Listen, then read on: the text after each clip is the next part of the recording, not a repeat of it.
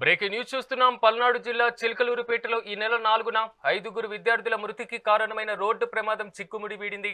హైవేపై కంటైనర్ను ఆపడం వల్ల ఈ ఘోర ప్రమాదం జరిగిందని పోలీసులు తెలిపారు. బ్రేక్ ఇన్స్పెక్టర్ అవతారమెత్తి అక్రమ వసూళ్లకు పాల్పడుతున్న నరసరావుపేట ఏఎస్ఐ కుమారుడు అతని గ్యాంగే ఈ ప్రమాదానికి కారణమని అధికారులు నిర్ధారించారు.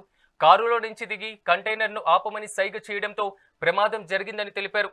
అనంతరం ఏఎస్ఐ కుమారుణ్ణి పోలీసులు అదుపులోకి తీసుకొని విచారిస్తున్నారు.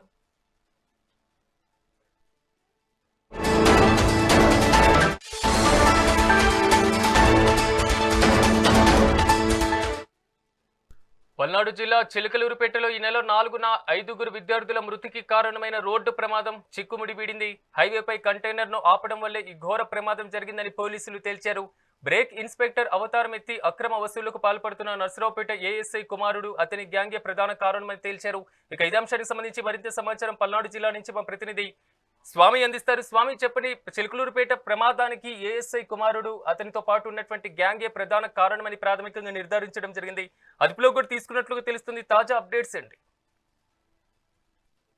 పల్నాడు జిల్లాలో ఈ నెల 4వ తారీఖు ఘోరమైన రోడ్డు ప్రమాదం అయితే చోటు చేసుకుందని చెప్పుకోవచ్చు. ఆ రోడ్డు ప్రమాదంలో ఏదైతే ఒక బ్రేక్ ఇన్స్పెక్టర్ వెహికల్ ఆపడం వల్ల అది యాక్సిడెంట్ జరిగిందని కూడా చెప్పుకోవచ్చు. అయితే బ్రేక్ ఇన్స్పెక్టర్ అనుకున్నారు కానీ అతను నకిలీ బ్రేక్ ఇన్స్పెక్టర్ అని చెప్పి వెలుగులోకి రావడం కూడా పెద్ద సంచలనంగా మారిందని కూడా చెప్పుకోవచ్చు. ఆ నకిలీ బ్రేక్ ఇన్స్పెక్టర్ కూడా ఒక ఏఎస్ఐ కుమారుడు అవడం కూడా పెద్ద సంచలనం అని చెప్పి పల్నాడు జిల్లా పోలీస్ యంత్రాంగంలో పెద్ద హాట్ టాపిక్ అయితే మనం కూడా చెప్పుకోవచ్చు. ఏదైతే నకిలీ బ్రేక్ ఇన్స్పెక్టర్ అవతారం వచ్చేసి హైవే మీద కంటైనర్ ఆపిన తర్వాత 5గురు విద్యార్థులు చనిపోవడం కూడా ఏపీ వ్యాప్తంగా కూడా పెద్ద సంచలనం అని కూడా చెప్పుకోవచ్చు. 5గురు కూడా మాల్లో ఉండటం, ఐఎఫ్ మాల్లో ఉండటం జరిగింది. అయితే ఈ సంఘటన జరిగిన 3 రోజులకి ఆ సిసి ఫుటేజ్ ఆధారంగా ఎంక్వైరీ చేస్తే ఒక ఏఎస్ఐ కుమారుడు అని తెలిసిందా. ఏఎస్ఐ కుమారుడిని నిన్న అదుపులో తీసుకోవడం కూడా జరిగింది. అదుపులో తీసుకొని ఎంక్వైరీ చేస్తున్నారని కూడా చెప్పుకోవచ్చు. అయితే ఆ ప్రస్తుతానికి ఇప్పుడు ఆ ఏఎస్ఐ కుమారుడు చిలకలూరుపేట తాలూకా ఉన్నాడని కూడా చెప్పుకోవచ్చు.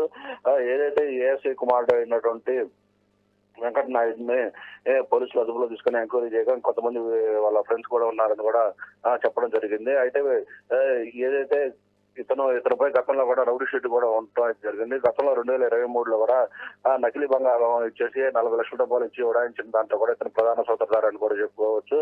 అయితే ఈ ఏఎస్ఐ కుమారుడు పాత్రపై పూర్తిగా అయితే ఎంక్వైరీ చేస్తున్నారని కూడా చెప్పుకోవచ్చు. దాంతో పాటుగా ఇతను పాత నేరస్తుడు అవడం, గతంలో కొన్ని నేరాల్లో ఇతను స్వయంగా పాల్గొనడం కూడా జరిగిందని కూడా చెప్పుకోవచ్చు. ఇతని తీరు అయితే మారట్లేదు. ఇతని మీద రౌడీ షీట్ ఓపెన్ చేయడం కూడా జరిగింది గతంలో. అయినా సరే ఎవరైతే ఈ ఏఎస్ఐ ఉన్నాడో ఏఎస్ఐకి కొంతమంది అధికారులు అండదండలు ఉండటంతో ఈ అండదండల్లో చూసుకొని తన కుమారుడు ఇలా చెలరేగిపోవడం కూడా జరుగుతుందని కూడా చెప్పుకోవచ్చు. ఫిరోజ్. స్వామి, థ్యాంక్ యూ.